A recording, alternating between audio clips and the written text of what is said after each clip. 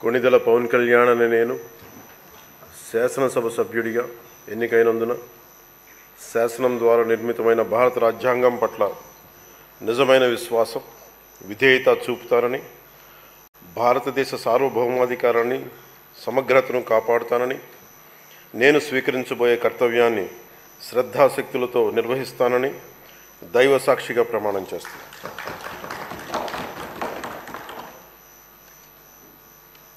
కొణిదెల పవన్ కళ్యాణ్ అని నేను ఆంధ్రప్రదేశ్ శాసనసభ